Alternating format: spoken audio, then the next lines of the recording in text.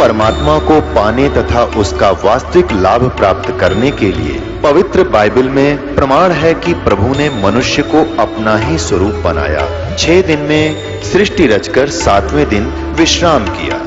कुरान शरीफ में प्रमाण है कि हजरत मोहम्मद को खुदा स्वयं कह रहे हैं कि मैंने तुम्हें उस परमात्मा की महिमा बताने के लिए भेजा है।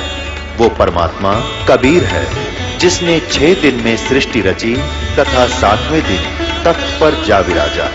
उसकी खबर किसी बाखबर से पूछकर तो देखो। कृपया अवश्य सुनिए जगत गुरु तत्वदर्शी संत रामपाल जी महाराज के अमृत वचन।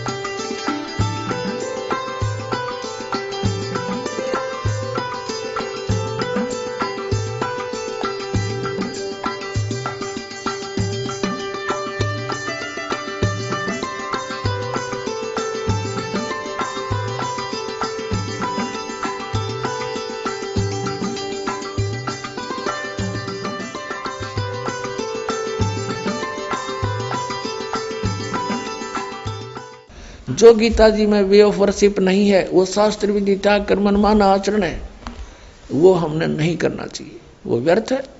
फिर भगवान को पाना बहुत आसान। गीता जी में कहा कि मेरी भक्ति करनी है तो ओम इति एकाक्षरम ब्रह्म व्यवहारण माम अनुसमरण ये पर्याति तो जन्देहम सयाति परमाम गतिम 8वें अध्याय के 13वें श्लोक। मुझ ब्रह्म का केवल एक ओम मंत्र है, नथिंग एल्स। अंतिम सांस तक भक्ति करता हुआ जो शरीर छोड़कर जाता है सो याति परमाम गतिम, वो मेरे यानी ब्रह्म से मिलने वाली जो परम गति है उसको प्राप्त होता है। कहाँ ब्रह्म लोक में चला जाता है। और गीता ज्ञानदाता अपने विषय में कहता है 4थे अध्याय के 5वें और 9वें श्लोक में, दूसरे अध्याय के 12वें श्लोक में, 10वें अध्याय के 2 श्लोक में कि अर्जुन मेरे और तेरे बहुत जन्म हो चुके, तू नहीं जानता। इसे सिद्ध हो गया कि गीता ज्ञानदाता भी नाशवान है, जन्म मृत्यु होती है, तो इसके उपासक भी इस दीर्घ रोग से ग्रस्त रहेंगे, परम शांति हो ही नहीं सकती जब तक जन्म मृत्यु है। शाश्वत स्थान इसको मिला नहीं। तो 18वें अध्याय के 62वें श्लोक में इसलिए कहा कि तू सर्वभाव से उस परमेश्वर की शरण में जा, उसकी कृपा से ही तू परम शांति को और सनातन परम धाम को प्राप्त होगा। अब सनातन परम धाम जो सदा रहने वाला सतलोक को चला जाएगा, वहां परम शांति होगी। 8वें अध्याय के 5 और 7 श्लोक में कहता अर्जुन तो मेरी भक्ति कर मुझे प्राप्त होगा, पर युद्ध करना पड़ेगा, युद्ध भी कर। और युद्ध करने वाले को शांति कहाँ? तो ओम से शांति नहीं हो सकती। ओम का जाप ब्रह्म का, ब्रह्म कह रहा है मेरी प्राप्ति के लिए ओम जाप कर, युद्ध भी कर, करना ही पड़ेगा। और तुझे परम शांति चाहिए तो उस परमात्मा के पास जा, यहां कोई शांति नहीं है। उसके लिए क्या बताया 17वें अध्याय के 23वें श्लोक में कि ओम तत्सतिति निर्देश है ब्रह्मण त्रिविध समर्थ है। सच्चिदानंद घन ब्रह्म का केवल एक ओम तत्सत, ये 3 मंत्र का जाप है, नथिंग एल्स, और कुछ नहीं। यही निर्देश है, फाइनल फैसला है। और पुण्यात्मा ओम तो ब्रह्म का ये बिल्कुल ये तो स्पष्ट है, यही मंत्र है। और तत् और सत ये सांकेतिक हैं, गुप्त हैं, कोड वर्ड है, ये दास बता सकता है, इस पृथ्वी पर किसी के पास नहीं है। यदि कोई इस दास से ये सुनकर फिर आगे आप पे प्रभु पाक जाएगा, गुरु बन जाता है, नाम देता, वो अनधिकारी है, वो सबसे बड़ा शत्रु है आपका। क्योंकि एक छोटा सा लाइसेंस आप बनवाते हो, ड्राइविंग लाइसेंस या पासपोर्ट, वो भी नकली कोई बना देगा तो वहां पकड़ा जाएगा जहां पर उसकी आवश्यकता पड़ेगी, फिर उसमें बहुत देर हो चुकी होगी और सजा के पात्र भी होंगे, दोनों होंगे, बनाने वाला भी बनवाने वाला भी। तो ये ओम तत्सत ये 3 मंत्र अभी आपको बताया था 15वें अध्याय के 16 और 17 श्लोक में 3 पुरुष है, एक सरपुरुष, एक अक्षर पुरुष, एक परम अक्षर पुरुष। 8वें अध्याय के मंत्र 1 में अर्जुन ने पूछा कि हे प्रभु, आपने 7वें अध्याय के 29वें श्लोक में जिस तत्परम के विषय में कहा कि उसको जानने के बाद फिर तो जरा मरण से ही छूटने का प्रयत्न करते हैं साधक, यहाँ की किसी वस्तु नहीं मांगते। तो 8वें अध्याय के एक मंत्र में पूछा किम तत्ब्रह्म, 8वें अध्याय के 3रे श्लोक में कहा कि वो परम अक्षर ब्रह्म है। तो 15वें अध्याय के 17वें श्लोक में वो परम अक्षर ब्रह्म की तरफ संकेत है कि उत्तम पुरुष तू अन्य परमात्मा इति उदाहरते, ये लोक तरम अविषय विवर्ती अवैश्वर है। तो 3 पुरुष है, एक सरपुरुष, ओम तो सरपुरुष का नाम है, सरब्रह्म भी कहते हैं इसको, ज्योति निरंजन काल भी कहता है ये, और अक्षर पुरुष इसका ये तत्व मंत्र है, ये गुप्त है, ये दास बताएगा। और ये ओम और तत्व मिलकर 2 अक्षर का नाम बनता है, ये सतनाम कहलाता है। ये राधा स्वामी वालों की पुस्तक आपको दिखाई थी, वो सारवचन वार्तिक और शिवजाल जी के वचन थे, उसमें सतनाम का उन्हें पता नहीं, ये खान का है पीन का, ये कोई स्थान है या कोई भक्तिकरण का या कोई एंड बैंड बोल रहे सारी। तो वो कहाँ के सतलोक जाएंगे, वो उनके अनुयायी कहाँ आँख नीचे बैठे हैं उन अज्ञानियों के पीछे, भूल लगी है भारी और जीवन व्यर्थ हो रहा उन भोली आत्माओं का।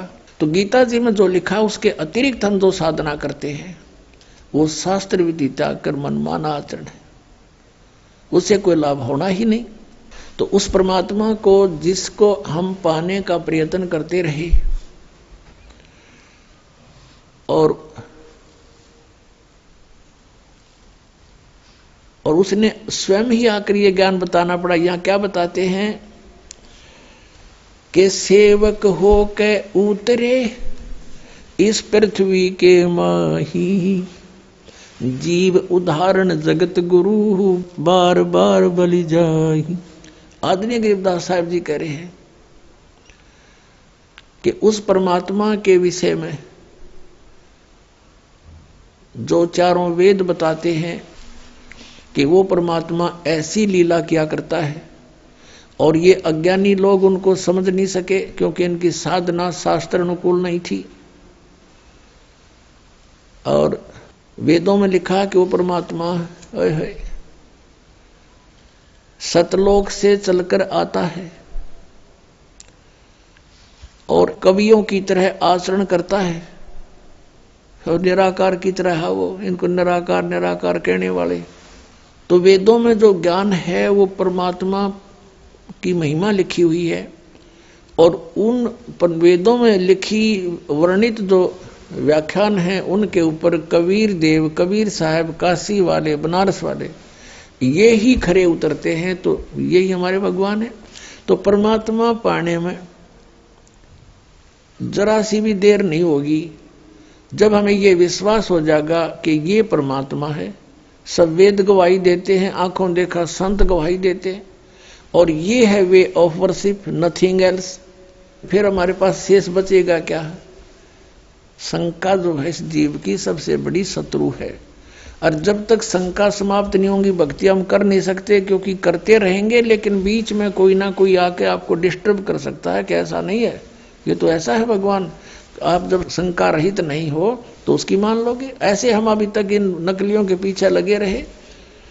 किसी ने जरा सा कोई भिन्न सा ज्ञान सुनाया उसको छोड़ उसके पीछे, उसने जरा सा कुछ भिन्न ज्ञान सुनाया उसे छोड़ उसके पीछे और अपना जीवन नष्ट कर गए, क्योंकि इनको कोई ज्ञान नहीं था इन ऋषि महर्षियों को। अब परमात्मा पाने के लिए ये पता होना चाहिए कि हमारा कौन भगवान है और कहाँ प्रमाण है। अब ये सैकड़ों प्रमाण दास ने दे दिए। जिन महापुरुषों ने भगवान मिले उनने यही नाम जपे, 2 अक्षर का सतनाम, एक ओम, एक ये तत्व गुप्त है। जिनको मिल चुका है वो मंत्र उनको पता है सतनाम में दूसरा मंत्र कौन सा है। ये है 2 अक्षर का मंत्र और ये सतनाम है। राधा स्वामी वालों को सतनाम का कह भी नहीं पता, ये कहाँ मोक्ष होगा।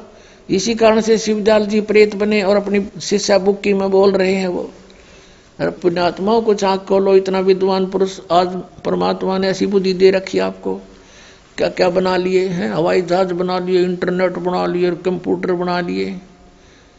जो बनाना था वो अभी शुरू भी ना किया है। हमने केवल इस मनुष्य जीवन से ये डले नहीं डोने थे, हमने मोक्ष कराना था और उसकी बहुत आसान तरीका, कोई विशेष इसमें कार्य नहीं, काम भी करते रहो, चलते फिरते उठते बैठते इस मंत्र का जाप करना है, नथिंग एल्स, बकवाद त्यागनी है। तो यहाँ क्या बताते हैं कि उस परमात्मा के विषय में अब आंखों देखा वो संत जिनको भगवान मिले वो क्या कह रहे हैं सेवक हो के उतरे, सेवक हो के उतरे, ऊपर ते आए नीचे उतरे। इस पृथ्वी के माही जीव उदाहरण जगत गुरु, बार बार बलि जाही। ऋग्वेद मंडल नंबर 9 सूक्त 86 के मंत्र 26-27 में, ऋग्वेद मंडल नंबर 9 सूक्त 82 के मंत्र 1, 2, 3 में, ऋग्वेद मंडल नंबर 9 सूक्त 20 मंत्र 1 में, ऋग्वेद मंडल नंबर 9 सूक्त 1 मंत्र 8-9 में, ऋग्वेद मंडल नंबर 9 सूक्त 96 और मंत्र 16 से 20 में है, और भी अनेक स्थानों पे। और ऋग्वेद मंडल नंबर 9 सूक्त 94 के मंत्र 1 में ये स्पष्ट किया कि वो परमात्मा कवियों की तरह आचरण करता हुआ पृथ्वी पर विचरण करता है, घूमता है, वो इधर उधर है, और सतलोक से चलकर आता है, दृढ़ अच्छे आत्मा को मिलता है और वो तत्व ज्ञान का उपदेश करता है। और परमात्मा स्वयं अपने सूक्ष्म वेद में कहते हैं, चारों युग में संत पुकारे, कूक कहा हम हेल रे, हीरे माणिक मोती बरसे, ये जग चुगता ढेल रे। कि चारों युगों में उन संतों ने मेरी महिमा का गुणगान किया जिनको मैं मिला, और मैंने भी स्वयं आकर के ऊंचे स्वर में आवाज लगा लगा कर जनता को समझा। हीरे माणिक मोती बरसे, ये तत्व ज्ञान रूपी सत साधना रूपी अमृत हम बरसा रहे हैं, मोती बरसा रहे हैं। इनको ग्रहण करते नहीं है भोले भक्त, और ये डले ढो रहे हैं, ये जग चुगता ढेल रे। ढेल माने डले कंकर पत्थर इकट्ठे कर रहे हो, आन उपासना आन साधना के अन्य भगवानों की पूजा करके तुम डले ढो रहे हो, और हम हीरे मोती बरसा रहे हैं, इनको ग्रहण नहीं कर रहे, तुम निर्धन होते जा रहे हो। क्या बताते हैं, हमारा ज्ञान किन्हें ना सुनिया, ये पर भी लेन जात है दुनिया। कहीं पर आप देखते हो इन भ्रमित किए हुए अज्ञानी ऋषि संतों के द्वारा के फलाने स्थान पर कुंभ का पर्व होगा, वहां पर भी लगेगी, पर भी वो है इनकी 1 घंटा 1.5 घंटा स्नान का समय निर्धारित करते हैं किसी सरोवर तालाब या दरिया में, कि उसमें जो स्नान कर लेगा उसका बेड़ा पार हो जाएगा। ये कर रखा है ना ऐसा जुल्म। वहां बेड़ा पार नहीं, बेड़ा गर्क होता है। कैसे होता है, एक समय हरिद्वार के अंदर हर की पैड़ियों पर ये पर्व भी लगी थी। कुंभ के पर्व के ऊपर स्नान का समय निर्धारित किया था इन्होंने। वहां पर ये सभी त्रिगुण उपासक, रजगुण ब्रह्मा, सतगुण विष्णु, तमगुण शिव जी के उपासक, ये गिरी पुरी और नागा वैष्णो, ये कनपाड़े नाथ और बिना कनपाड़े, ये सारे वहां इकट्ठे हो गए स्नान के लिए। स्नान करने का जब समय आया, वहां क्या होता है, गिरी अलग ग्रुप में, पुरी अपने न्यारे ग्रुप में, नागा अलग से इकट्ठे हो जाते हैं, वैष्णो अलग से इकट्ठे हो जाते हैं। वहां से फिर स्नान करने के लिए चलते हैं अपने अपने मुखिया के पीछे। सबसे पहले नागा चले गए ऊपर भी नहाने के लिए, पर भी लेन मोक्ष प्राप्ति के लिए बेड़ा पार कराने गए थे नागा। सबसे पहले हर की पैड़ियों पर खड़े हो गए स्नान करने के लिए। पीछे से आगे ये सतगुण विष्णु जी के उपासक वैष्णो साधु आए। उन्होंने कहा, अरे नागाओ, पहले हम स्नान करेंगे, हम सर्वश्रेष्ठ हैं, तुम बाहर आओ, अभी स्नान नहीं करना तुमने। वो तैयारी पकड़ रहे थे स्नान करने की। नागा कहने लगे, नहीं, हम सर्वश्रेष्ठ हैं, हम त्यागी और बैरागी हैं, हम कोई वस्त्र तक भी नहीं स्तन पर रखते, हमको नी इच्छा फिरते हैं, हम सर्वश्रेष्ठ हैं, हम प्रथम स्नान करेंगे। अब वैष्णो साधुओं ने कहा कि तुम बाहर आ जाओ नागो, तुम काहे के श्रेष्ठ हो, तुम नहाते ना धोते, राख लपेटे फिरते हो, सरड फड़ तुम टट्टी के हाथ भी नहीं धोते, और तुम काहे के श्रेष्ठ हो, बाहर आओ, हम प्रथम स्नान करेंगे।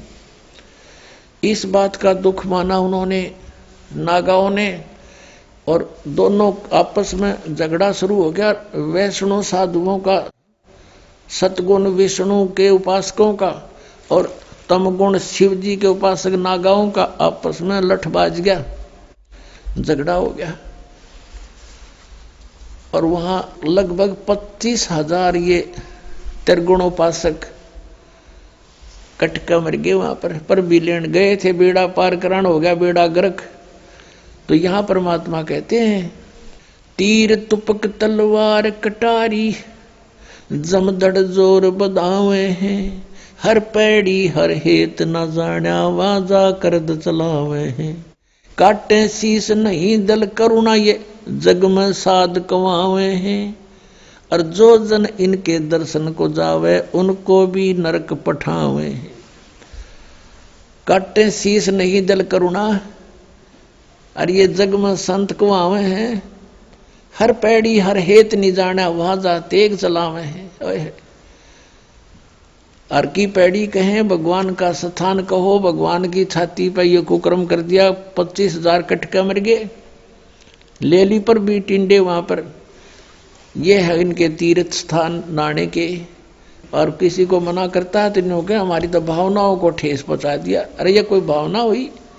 अब जैसे कोई बालक, कोई बिजली का तार टूटा पड़ा है, उसमें स्पार्किंग हो रही है, बच्चा उसको आतिशबाजी जानकर पकड़ने जा रहा है, और कोई बुद्धिमान व्यक्ति उसको देख रहा है, उसको भागकर उठाकर उस बच्चे को उसकी जान बचा देता है।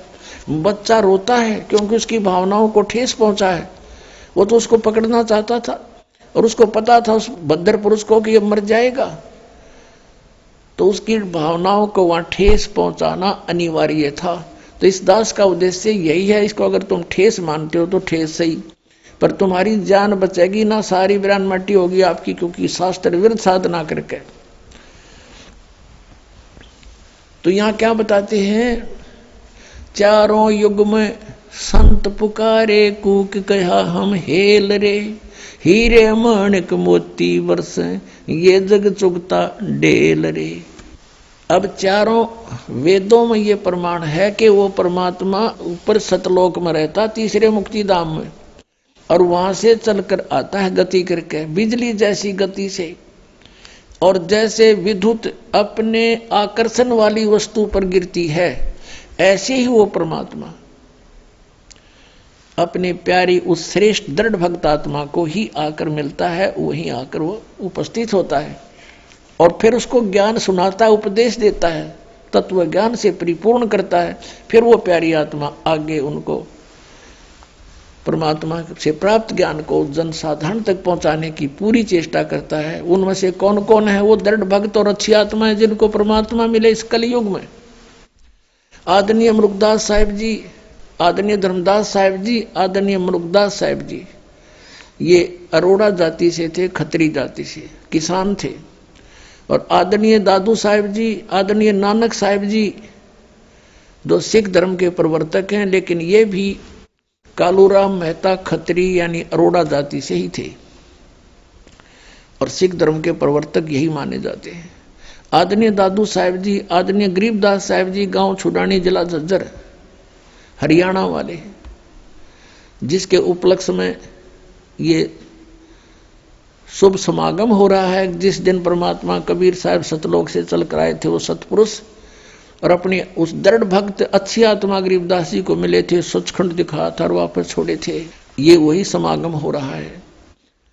आदरणीय गीसा दास साहिब जी, गांव खेखड़ा, जिला मेरठ, उत्तर प्रदेश वाले, इनको भी ऐसे ही मिले थे और 3 दिन तक इस गीसा साहिब जी का भी ऐसे ही स्थिति रही थी, बेहोश पड़े रहे थे। गरीबदास साहिब जी को भी 8-7 घंटे तक ऐसे ही मृत मान लिया गया था और ऐसे दादू साहिब जी भी 3 दिन तक बेहोश पड़े रहे थे। ऐसे ही नानक साहिब जी भी 3 दिन तक उनको अंतर ध्यान कर दिया गया था, उनके शरीर को कहीं रख दिया गया था परमात्मा द्वारा, और सचखंड दिखाकर, सतलोक दिखाकर, अपने से परिचित करके बेई नदी से लेकर गए थे, फिर वापस छोड़ दिया था। उसके बाद उस महापुरुष ने अपनी नौकरी त्याग दी, परमात्मा का प्रचार किया, 12 वर्ष तक घूम घूम के परमात्मा से प्राप्त ज्ञान का और फिर 16 वर्ष तक बैठ के अपने घर पे साधना की। परमात्मा ने संकेत कर दिया था कि बहुत हो गया, अब अपनी भक्ति करो, पीछा छुटवाओ, अब आने दो समय, फिर देखेंगे। अभी सतनाम उनको दे दिया था आदरणीय नानक साहब जी को, लेकिन आगे ना देने की प्रतिज्ञा करा दी थी कि किसी को नहीं बताना अभी, नहीं तो इन काल के दूतों नकली पंथों के हाथ में लग जाता है। सतनाम 2 अक्षर का आदि ने कह खगा भी को नहीं पता सतनाम है क्या। परमात्मा ने ऐसा गुप्त रखा और आपके लिए खजाना खोल दिया। अब इस एक सेंटेंस, एक पवित्र वाणी को आपके समक्ष सरलार्थ करने के लिए कितना उदाहरण देने पड़े। कौन सी वाणी को? ओए होए, सेवक होकर उतरे इस पृथ्वी के माही, जीव उदाहरण जगत गुरु, बार बार बलि जाहि। पुण्यात्मा, आप तो बालक हो और काल के इस नकली सुख की भांग पिए पड़े हो। जिसका बालक बिगड़ जा, निकम्मा हो जा, शराब स्वरूप पी के किसी गिरा पड़ा हो, तो पिता को माता को पता लग जाए, दौड़े जाया करें, उसने लाओगे, उठा समझा बुझा के नवावा धोआएंगे, उसको कोई ऐसी औषधि देंगे जिससे उसकी शराब उतर जा, क्योंकि वो उसके हमदर्द है। तो हम सभी काल की भांग पिए पड़े हैं। कबीर साहब कहते हैं, कबीर ये माया अटपटी और सब घट आन अड़ी, किस किस न समझाऊं या कुआ भांग पड़ी। सब एक प्रकार की बातें बोलते हैं, इनमें माया दिखाई देती है और कुछ भी ना दिखता। इनको मालूम है कि वो व्यक्ति करोड़पति था, 1 सेकंड में मृत्यु होगी। अब कहाँ गया वो करोड़पता, उसके साथ कहाँ गई वो माया। सर्व सोने की लंका थी वह रावण से रणधीरम, एक पलक में राज विराजी फिर जम के पड़े जंजीरम। परमात्मा कहते हैं भक्ति ना क्या होता है, ये भ्रम रहा संसार। एक रति कंचन पाया नहीं रावण चलती बार, रतन एक रति कंचन 1 ग्राम गोल्ड भी नहीं प्राप्त कर सका, सारी सोने की लंका बना रखी थी, जाते समय कुछ नहीं लेकर जा सका। तो यहाँ हमने जीने के लिए जो आवश्यक वस्तुएं हैं केवल वही संग्रह करनी चाहिए। इसे ज्यादा हम करते हैं तो बकवाद कर रहे हैं, क्योंकि हमने सतलोक चलना है। सतलोक में वो सथाई सुविधाएं हैं, यहाँ सथाई है ही नहीं। हम एक दूसरे को लूट खसोट करके कोठी बंगले बनाते हैं, मृत्यु हो जाती है तुरंत और गधे बने फिरते हैं। जैसे एक गवर्नर था हिमाचल प्रदेश और पंजाब का, 2 जगह का चार्ज था और रिटायरमेंट के निकट आ रहा था। उसने सोची बुढ़ापे का समय हिली स्टेशन पर गुजारा करूंगा, वहां पर एक प्लाट ले लेता हूं पहाड़ों पर। वो प्लाट लेने के लिए 3 करोड़ रुपये, पहले 100 के नोट थे, ये बड़े नोट नहीं थे, 500 और 1000 के उस समय। 100 के नोट 3 करोड़ है। एक जीप में आम को नहीं इतने हो जाते। वो धर लिया हेलीकॉप्टर में, उसने बयाना देने गया था, प्लाट खरीदने गया था और साथ में परिवार साथ में आप बैठा जा था। वो इतने लोड में हेलीकॉप्टर क्रश हो गया, वो स्वयं भी मरा, परिवार मर गया, एक लड़का शेष रहा था, बाकी सब मर गए उस हेलीकॉप्टर में। और उन नोटा न गडरिए ठाए फिर गधे खाओ भेड़ खाओ कागजान, और वो मर गया वहां पर। और फिर समाचार पत्रों में आया था कि 40 करोड़ रुपया उस टाइम, 40 करोड़, 100 के नोट 40 करोड़, एक बहुत बड़े हाल में नहीं आए। और उसने बताया अपने नीचे तय खाना बनवा रखा था, बेड थे घने, जो ये बोल रहे हैं इनको, इनके अंदर डाल रखे कपड़े दरा करते हैं, उसमें उनमें ठोक रखे थे। बता वो बनेगा किसी गधा, किसी कुत्ता, सुअर, बैल बन के पूरे करेगा जो लूट रखे थे, और वो जोड़ा जाड़ा यही रह गया। तो ये ज्ञान हमने सत्संग से समझना पड़ेगा। जब भक्ति करनी है, परमात्मा पाना है, तो आपने ये मर्यादा, इस नियम से रहना पड़ेगा। और आपको आवश्यकता कुछ वस्तु की होगी तो भगवान आपको अनायास ही देगा, आप देगा। आप इस मर्यादा से रहें। तो अब क्या बताते हैं कि आप जी ने इधर ध्यान कभी दिया नहीं, क्योंकि इधर ध्यान तो जब दे जब हमें कोई बताने वाला हो। हमें तो ये गुण गाएंगे, बजले रे भगवान, भगवान की सा भगवान निराकार, चलो भाई निराकार होगा। अब भगवान से हम मिलना चाहते हैं, हर भगवान निराकार बताते हैं, हमारी बुद्धि काम नहीं करे थी कि ये क्या बोल रहे हैं, बकवाद कर रहे हैं। अब जैसे किसी बेटी का विवाह करते हैं माता पिता, और उसकी माता बताती है बेटी जिस लड़के से हम तेरा रिश्ता करके आए हैं वो ऐसा है, उसके पास ऐसी संपत्ति है, उनका ऐसा मकान है, तो रुचि बनती है बालक की। और कोई नो कह दे बेटी तेरा विवाह कर दिया और पति तेरा है ही नहीं, वो तो निराकार है, तो वह बता के गड्ढेगी वहां पर, वह क्या करेगी उस निराकार पति का। तो अब हम परमात्मा से मिलने की चेष्टा करते हैं और कहते हैं भगवान निराकार है। और ये राधा स्वामी पंथाले, धन धन सतगुरु पंथ सिरसाले, डेरे वाले, सच्चा सौदे वाले और जय गुरुदेव वाले और ये जनौद वाले, भिवानी वाले, ये राधा स्वामी पंथ समझो सारा ही। और इनका विधान है कि सतलोक में भगवान नहीं, सतपुरुष नहीं है, वहां तो चेतन ही चेतन है, चैतन्यता ही चैतन्यता है, प्रकाश ही प्रकाश है। और आत्मा उस प्रकाश में ऐसे मिल जाती है जाकर जैसे बूंद समंदर में, उधर डूब कर मरना हो गया, फिर कोई बात हुई है। तो ये विधान है, करोड़ों व्यक्ति डबो दिए इन अज्ञानियों ने, शास्त्र विरुद्ध साधना करा के काल के जाल में फंसा दिए। अब कहें तो दुख मानते हैं श्रद्धालु भी कि रामपाल तो आलोचना करता है। आलोचना की परिभाषा बदल ली तुमने अज्ञान के कारण। सत्य कहना आलोचना नहीं होती, वह सत्य होती है। आलोचना होती है किसी के बारे में झूठी बकवाद करे। हम तो विद प्रमाण बोलते हैं, आप ही के पुस्तकों से दिखाते हैं कि ये देखो दुर्गति हो रही तुम्हारे परम धनी शिवदयाल की, भूत बनकर अपनी शिष्या बुक्की में फिर शंका समाधान करने लग रहा बैठ के। वो कहते हो तो अनामी लोक में चला गया, अनामी लोक में कहाँ गया, तो बुक्की लोक में आ गया। अब यहाँ क्या बताते हैं, सेवक हो के उतरे इस पृथ्वी के माही, जीव उदाहरण जगत गुरु बार बार बलि जाही। गरीबदास जी कह रहे हैं कि एक दास बनकर आए भगवान, सेवक होकर उतरे इस पृथ्वी के माही, उतरे सतलोक से चल के आए। और किस उद्देश्य से, जीव उदाहरण जगत गुरु। और कहते हैं बार बार बलि जाऊं मैं। गरीबदास जी कहते हैं बलिहारी जाऊं इस परमात्मा के ऊपर जो किसे दयालु हैं, कैसे दयालु हैं। सतलोक से इतने सुंदर लोक को छोड़कर हमारे लिए यहाँ आते इस गंदे लोक में जहां पर आहार भी उपलब्ध नहीं ढंग का। और दास बनकाए कबीरदास, सांस गेर जितनी वाणी बोली कबीरदास, दास कबीर। परमात्मा जब क्यों उन्होंने दास कहा कि हमने भी यदि सतलोक पाना है तो ऐसे ही हम अपनी क्रियाएं बनानी पड़ेंगी। यहाँ पर कोई भी जिसने अपने आप को स्वामी माना है वो पेटे हैं अंत में। किसी राजा को देख लो, इन हिरण्यकशिपु को देख लो और रावण को देख लो, भक्ति करना और साथ बकवाद नहीं चलेगी। अब रावण जैसी साधना कोई नहीं कर सकता, यहाँ से धड़ काट कर चढ़ा दी, भगवान के निमित्त समर्पित कर दिया।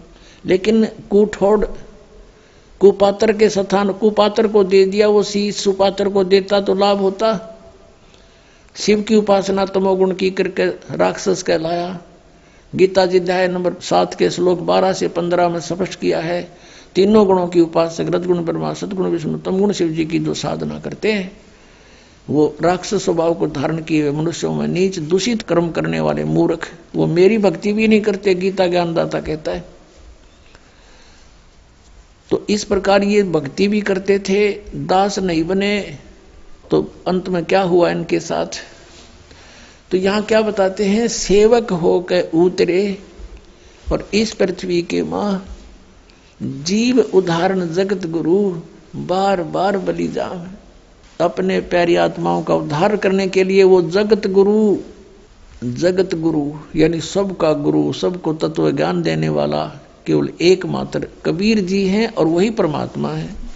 अब फिर बताते हैं वो कहाँ आए, काशीपुरी कष्ट किया उतरे अदर आधार, अदर आधार यानी ऊपर तो नीचे आए। मोमन को मुजरा हुआ वहां जंगल में दीदारे। मोमिन यानी उस नीरू नामक मुसलमान जुल्हाए को परमात्मा ने जंगल में दर्शन दिए, लहर तारा तालाब पर है। अब उस परमात्मा का कितना सुंदर शरीर था। कोट कर्ण शशि भान सुध आसन अदर विमाने, परसत पूर्ण ब्रह्म को शीतल पिंड और प्राणी। अब परमात्मा का कहते हैं ऊपर आसन अधर विमान, सतलोक में तो उस परमात्मा का ऐसा शरीर है, करोड़ सूर्य करोड़ चंद्रमा, ऐसी शोभा है। कोट किरण शशि भाने सुध, शशि माने चंद्रमा, भानु माने सूर्य। कोट किरण शशि भाने सुध वो आसन अधर विमाने। और वही परमात्मा फिर कहते हैं बालक रूप में, परसत पूर्ण ब्रह्म को शीतल पिंड और प्राण। कहते हैं माई का नीरू ने जब परमात्मा को सीने से लगाया, कहते उसके प्राण आत्मा में एकदम शांति छागी, जैसे जले हुए पर बर्फ रख दी जाती है, एकदम शांत कर देता है। फिर क्या बताते हैं, गोद लिया मुख चूम कर हेम रूप झलकनते, जगर मगर काया करे जैसे दमके पद्म अनंत। उस माई ने शिशु रूप धारी बालक को कहते हैं मुंह चूम्या, गोद में लिया। और परमात्मा का कैसा रूप था, हेम रूप झलकंत। हिम, हिम माने बर्फ। और परमात्मा कबीर जी बालक रूप में कैसा सुंदर शरीर था, कहते बर्फ जैसा सफेद शरीर। जैसे कोई कपड़ा लेने जाते थे ना दुकान पर, तो यूं कहा करते भाई स्नो व्हाइट कलर देना। स्नो व्हाइट माने बर्फ जैसी सफेदी वाला। तो यहाँ कहते हैं गोद लिया मुख चूम के और हेम रूप जलकंत, हिम की तरह झलक रहे थे परमात्मा। और जगर मगर काया करे जैसे दमके पद्म अनंत। इतना सुंदर शरीर मालिक का जगमग जगमग काया करे जैसे नरे पद्म चमक रहे हों, इतना सुंदर नूर था दाता का। फिर ये सा रूप दिखा के फिर बालक के रूप में हो गए। अब नीरू स्नान करके बाहर आया और नीमा उस बालक के प्यार में इतनी मदहोश हो गई थी, वो सब शुद्ध विसरा बैठी थी। बार बार कभी ऊपर को देख रही थी, कभी बालक के मुख को देखकर सो शुक्र मना रही थी, गदगद हो रही थी और झूम रही थी।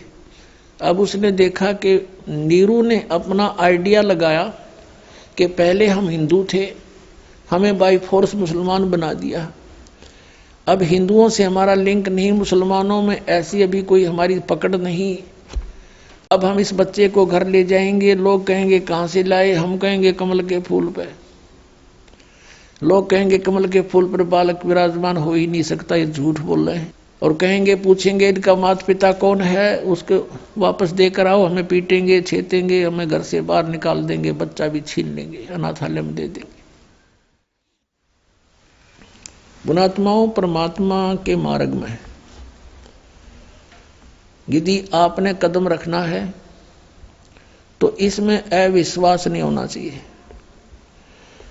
जैसे क्योंकि बगैर ज्ञान के व्यक्ति तो कुछ भी बोल सकते हैं, वो कह सकते हैं कि कमल के फूल पर बालक हो ही नहीं सकता, वो रुक ही नहीं सकता। भगवान ने पृथ्वी रोक रखी बगैर किसी स्तंभ के, बगैर किसी सपोर्ट के, और ये घूम रही है खुद भी और वैसे भी घूम रही है ऐसे। तो परमात्मा क्या नहीं कर सकता। फिर भी आपको एक उदाहरण बताते हैं। इस दास को क्रोथा कांड के झूठे केस में जेल में कुछ समय व्यतीत करना पड़ा। वहां पर एक कर्मचारी था, यानी वार्डन था, जिस वार्ड में मुझे रखा हुआ था। तो वो आते थे, चर्चा करते थे, पूछते थे महाराज कारण क्या हुआ, सब उनको सच्चाई बताते थे। वो भी परिचित हुए सच्चाई से, एक सचमुच आपके साथ तो ये राजनीतिक षड्यंत्र है, हम भी अब बहुत महसूस कर रहे हैं। तो फिर ज्ञान चर्चा होती थी, तो हमने कहा कबीर इज गॉड, ऐसे ऐसे वो अवतरित हुए, कमल के फूल पर आए। तो उससे पहले वही वार्डन, वो पुलिस वाला कह रहा था, 2 दिन पहले चर्चा चल रही थी कहने लगे जी हमारा एक मित्र है पुलिस वाला, उसके घर पे एक बथुआ है। बथुए का पौधा आपने देखा होगा, 1.5-2 फुट का होता मैक्सिमम। हमने तो इससे बड़ा देखा नहीं था। वो बता रहा है कि बथुए का पौधा 10 फुट ऊंचा है, 10-11 फुट, और नीचे से उसका पेड़ जो है तना लगभग 3-4 इंच मोटा है, और वो सदाबहार है, यानी पूरे वर्ष वो हरा भरा रहता है। उसके पत्तों का साग बनाकर खाया जाता है। अब हमने तो अविश्वास हुआ नहीं, भी होगा, हो सकता है, कोई बड़ी बात नहीं। अब फिर एक दिन ये चर्चा चली जब इस दास के साथ के भाई परमात्मा कमल के फूल पर आकर विराजमान हुए, तो यहां आकर वो अड़ गया न, बोला जी यह बात नहीं समझ में आती आपकी, और सारी मान लेंगे, लेकिन कमल के फूल पर बालक कैसे रुक सकता, वो तो बिल्कुल पत्ते से होते। मेरे फिर वह बात याद आएगी। मैं कहने लगा भगत एक बात बताओ, आप परसों बता रहे थे कि आपके एक मित्र के घर पर एक बथुआ है और वो 3-4 इंच मोटा उसका तना है और 10 फुट ऊंचा लंबा है। ये संभव हो सकती है? कभी देखा तो नहीं, हमने तो 2 फुट से ऊपर कदे बथुआ देखा नहीं। हम किसान परिवार में जन्म हमारा, और आप ये कह रहे हो कि ऐसा धर्म, वो भी मान रहे हैं कि परमात्मा कुछ भी कर सकता है। उसकी बुद्धि सेट होगी तुरंत। जब एक 10 फुट का बथुआ हो सकता है तो क्या कमल का फूल इतना स्ट्रॉन्ग नहीं हो सकता जिस पर बालक लौट जाए?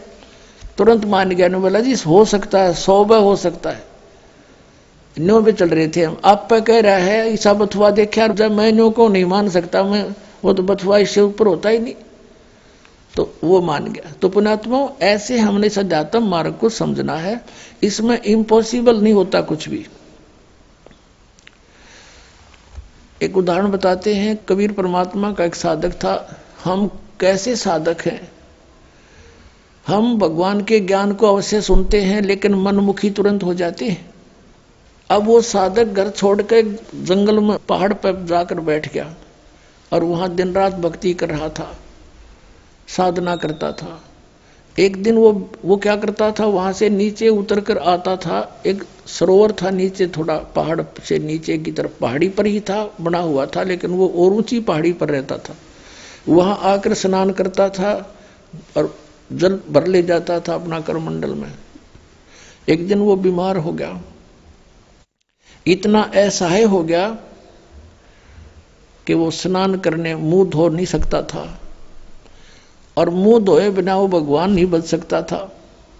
इस तरह की अपनी अटकल बना रहा था। तो वो रोने लग गया बहुत बुरी तरह, हे भगवान मैं मुंह धोऊंगा कैसे, मुंह धो नहीं सकता, आपको याद कैसे करूंगा, ऐसे तरफ कर रहा था। अब कहते हैं दारी मेरे संत की मोह से मिटे नहीं अंश।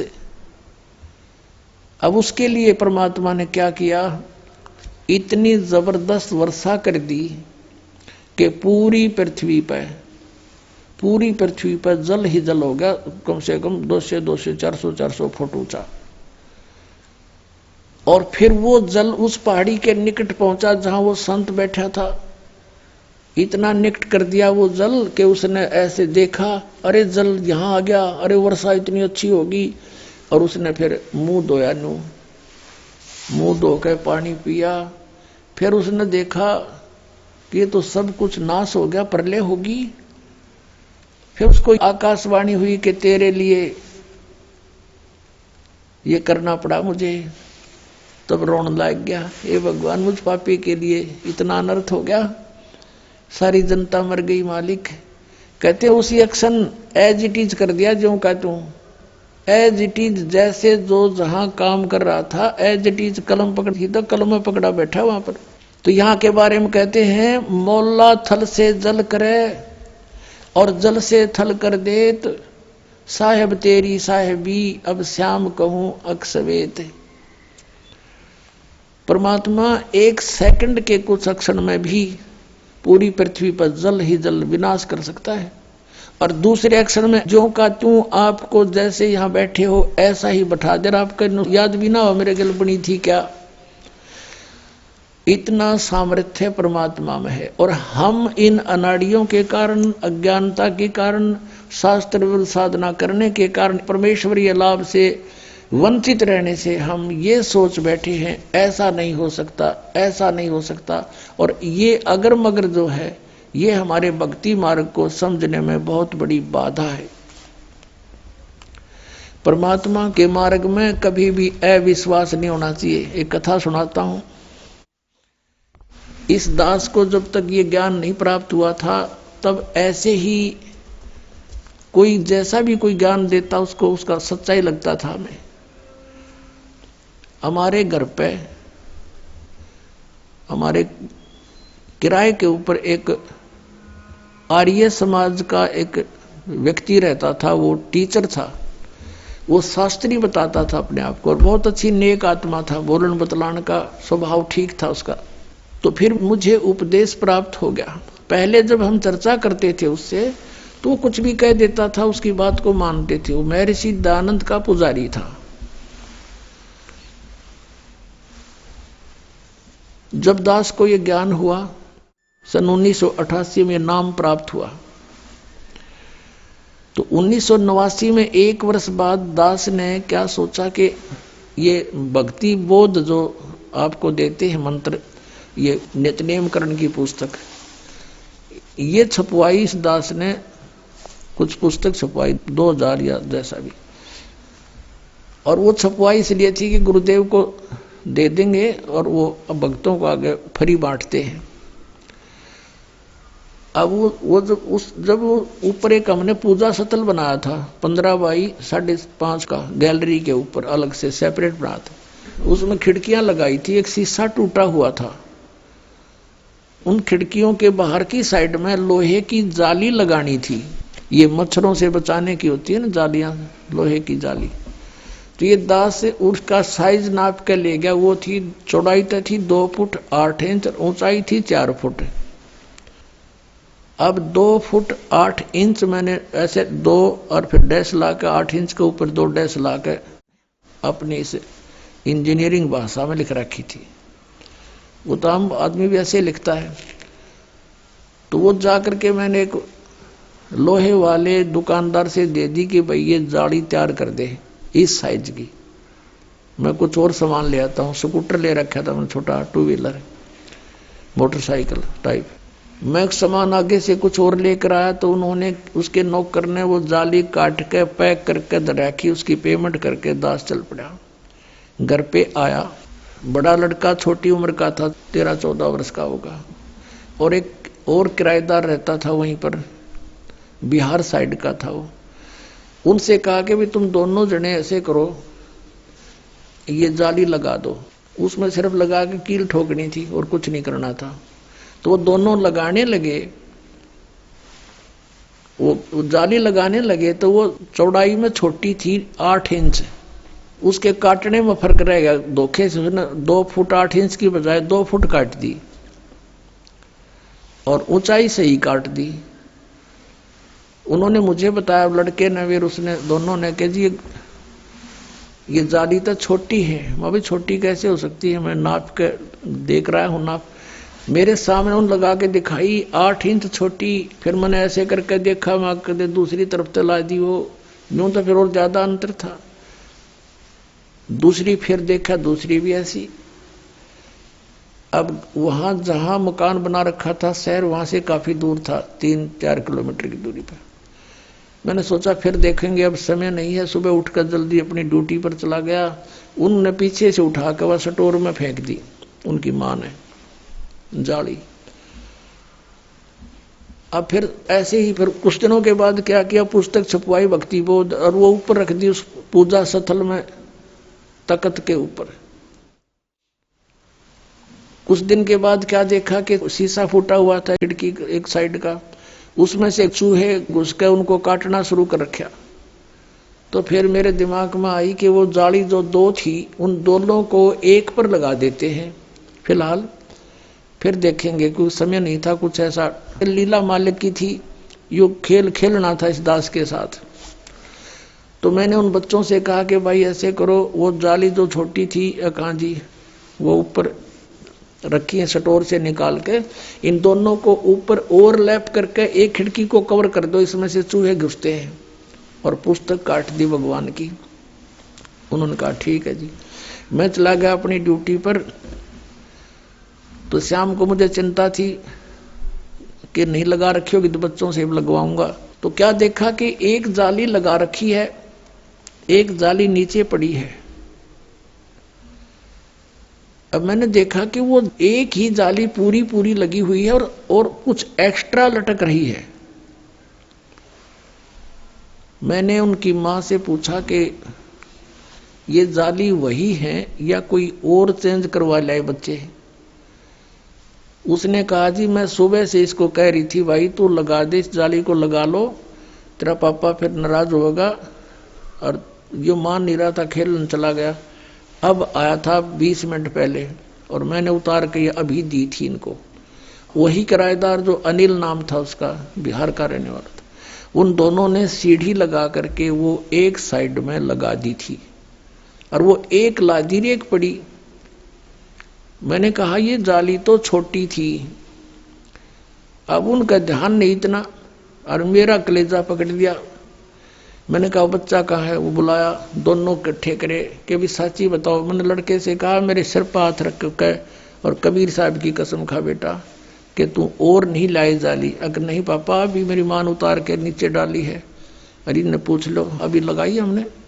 फिर मैं उनको याद दिलाया कि ये छोटी थी जब तुम पहले लगा रहे थे, साल भर पहले, 8-9 महीने पहले। कहा ये छोटी थी, बिल्कुल छोटी। दोनों को याद आ गया। अरे ये कैसे पूरी होगी कि हमने नहीं पता।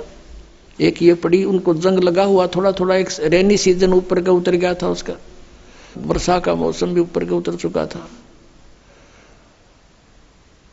पुण्यात्माओं वो दिन है राज, ये दृढ़ हो गया इस दास को कि परमात्मा जो चाहे सो कर सकता है। हमने सुना था द्रौपदी का चीर बढ़ा दिया, परमात्मा ने दास की लोहे की जाली बढ़ा दी।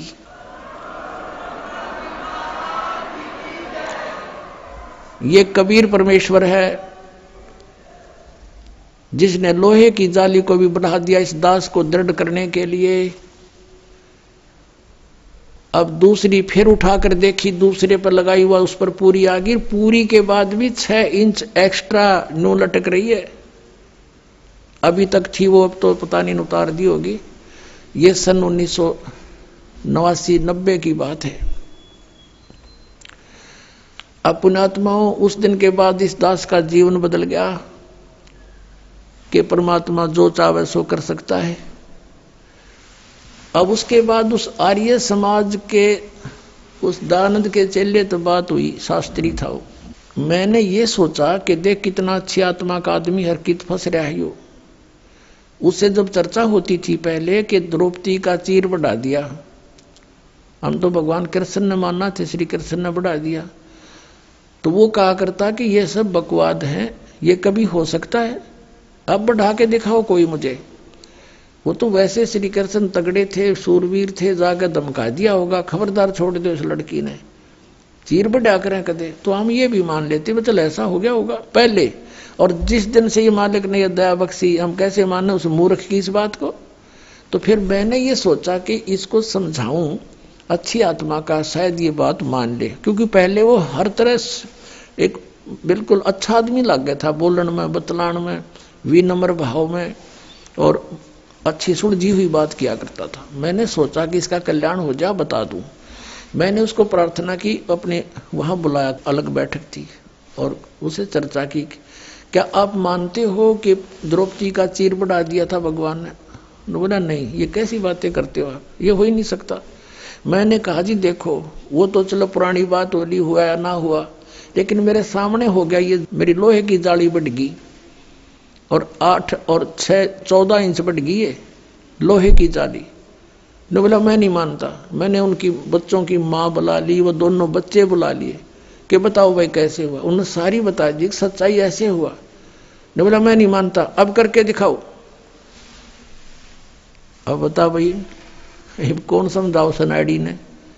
मैं चुप हो गया। मैं तो दिमाग, और लाल आंख होगी कोती, कहते इतना शरीफ दिखे था, और कोती बहुत ज्यादा यानी क्रोधित सा हो गया। हमने सोचा भाई क्यों लड़ पड़ेगा, चुप हो गया मैं नहीं बोला। फिर मैं इस बुद्धू ने भी क्या बताऊंगा।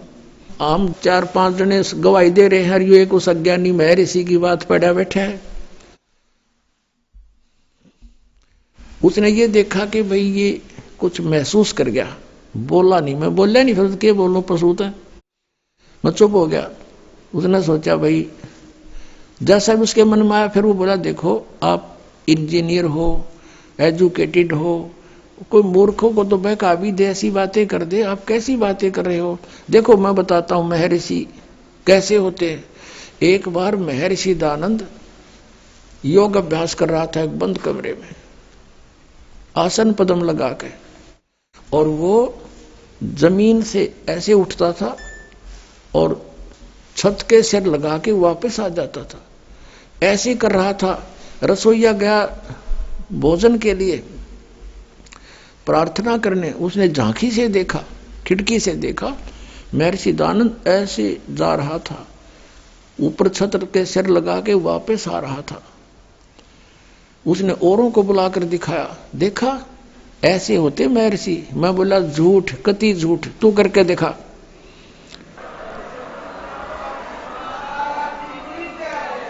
मैं बोला अब करके दिखा। ओडे का मुंह हो गया। ने हो गया तू घना सियाना बना दिया कबीर पंथिया ने, वो पहले वाला रामपाल ना रहा। मैं पहले वाला ना रहा, मैं तारे मूर्खा ही सारी बात मान्या करता। मेरी आंखों के साथ भी तेरी, तू अभी उसी घेसी पेटी बातों को बोल रहा है। तो पुण्यात्मा परमात्मा के मार्ग में अविश्वास नहीं होना चाहिए। एक 2 साधक थे, एक 40 वर्ष से साधना कर रहा था, बड़ी बड़ी दाढ़ी बढ़ा रखी, बैठक पति परमात्मा प्राप्त दिखाई देता। एक 4 वर्ष से साधना प्रारंभ की थी, नौजवान बच्चा था। एक देवदूत आता था भगवान के दरबार से, उन दोनों से मिलता था, घंटों भगवान की बातें चर्चा करके दोनों से। वो रहते थे अलग अलग, एक इधर एक दूसरी पश्चिम में, एक पूर्व में, गांव के नगर के। दोनों के पास चर्चा करके जाता था। एक दिन उस देवदूत ने भगवान से कहा, भगवान विष्णु से, कि भगवान आपके 2 भक्त बड़े अटल हैं, आपके ऊपर पूरा विश्वास करते हैं। विष्णु जी ने देखा, ध्यान दृष्टि से कहा कि नहीं, उनमें से एक भक्त है, एक भक्त नहीं है, वो ढोंग कर रहा है। तो देवदूत ने कहा कि भगवान वो होगा जो अभी 4 वर्ष से लगा है, कि नहीं, जो बहुत पुराना लगा हुआ है वो भक्त नहीं है, वो विश्वासी नहीं है। देवदूत को ये समस्या आ गई कि शायद भगवान ने समझा नहीं होगा ढंग से। कहने लगा जी इधर पूर्व की साइड में बैठा है ना, वो दाढ़ी बड़ी बढ़ रही है, बड़ा वो है, 40 वर्ष से लगा हुआ, आपका पक्का भगत है। कहने लगा वही तो भगत नहीं है, भगवान बोले। अब वो देवदूत उसके मुंह का नहीं देखा, मालिक के मुंह का नहीं, भाई कैसे बोल रहे हैं परमात्मा। तो विष्णु ने कहा कि आपको मेरी बात पर विश्वास नहीं हुआ। देवदूत ने कहा भगवान ये तो नहीं हो सकता कि आपकी बात अविश्वसनीय हो, लेकिन मेरी बुद्धि छोटी है, ये काम ना कर रही। तब विष्णु जी ने कहा कि आज तू थोड़ा सा देर से मिलने जाना उनको, और वो कारण पूछे तो उनको ये बताना। अब ठीक है। वो सबसे पहले गया तो उससे के पास जिसने सही भक्त मानना था, 40 वर्ष से भक्ति कर रहा था, उसके पास गया तो उसने पूछा उस बड़े भक्त ने कि देवदूत आज तो बहुत देर कर दी, 2-3 घंटे लेट आए, क्या बात होगी, स्वस्थ तो हो।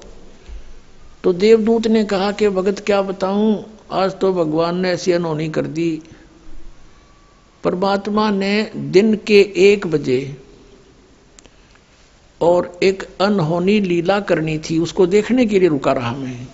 क्या करनी थी कि एक हाथी को और सुई के उस सुराख से निकालना था,